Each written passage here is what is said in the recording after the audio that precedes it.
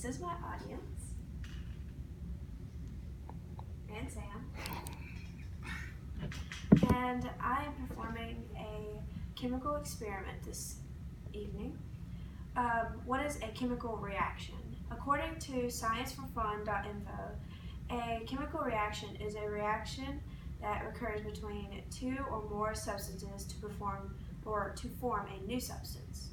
And this reaction, I will be using acidic acid and sodium carbonate to create sodium acetate, carbon dioxide, and water, which is vinegar and baking soda. First, you need to start with the proper attire. So you would need long sleeves so none of the acid or anything can burn you.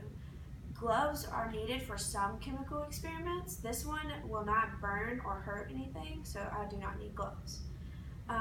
Your hair needs to be pulled up and so it does not get into the experiment or burned in some other experiments. And goggles with splash-proof sides on them will be needed also.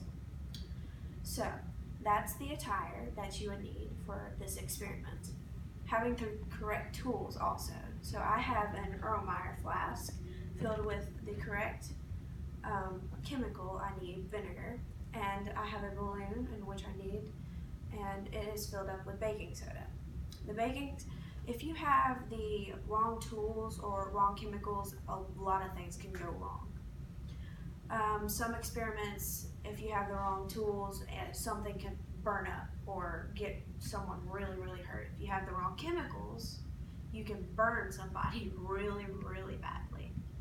So I will be using this flask and baking soda and a balloon and vinegar. This experiment will make the balloon blow up.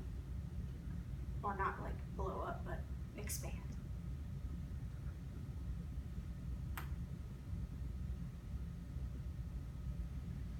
And that is the chemical reaction that occurs between baking soda and vinegar.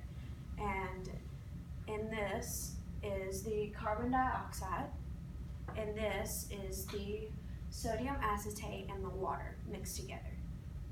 And the carbon dioxide will stay in the balloon, and the sodium acetate and the water will stay down here. This reaction is now completed. So I would need to clean up all the chemicals, make sure nothing was on the table at all.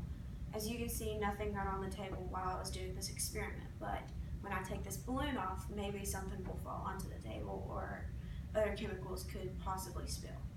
So I'm going to take this off. You can see it's dripping down the glass, which is normal for this experiment. So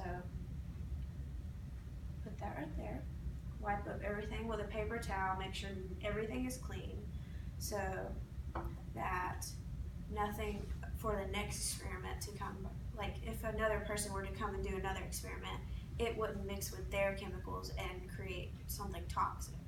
So after this, I would need to wash my hands, wash this out, throw this away because it's safe to throw away. Other chemicals aren't as safe to throw away, so you would need to talk to a teacher on how to dispose of those. But other than that, this just needs to be washed out and dumped into a sink because it can make it cleaner too. And that is how you perform a chemical experiment properly.